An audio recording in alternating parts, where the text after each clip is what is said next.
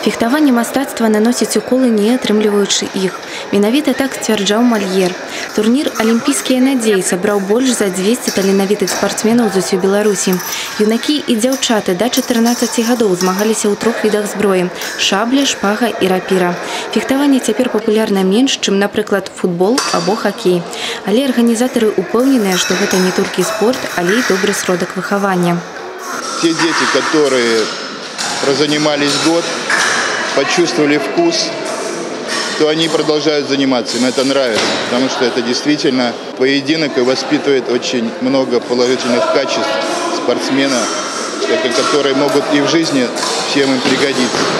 Баі вядуцца на 5 уколаў у групах. Лепшыя спартсмены ў наступным туры змагаюцца ўжо на выбыванне. Турнір не проста так носіць назву «Олимпийские надеи». У спаборніцтвах удзельнічае самая малодшая група спартсменаў. Нягледзячы на свой юны ўзрост, маладыя мушкецёры маюць вялікі патэнцыял. Вид спорта оказался для начинающего довольно тяжелым, но мне все понятно, в принципе, я быстро осваиваюсь и уверен, что скоро смогу добиться результатов. Бои напряженные, они требуют очень много усилий, терпения, внимания, концентрации.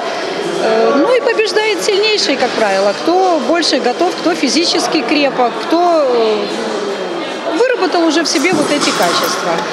Спартсмены змагаліся не толькі за медалі і ўзнагароды. Наперадзе яшчэ адна патэнцыяльная вяршыня. Турнір з'яўляецца адборам на міжнародныя спаборніцтвы па фехтаванні сярод кадэтаў.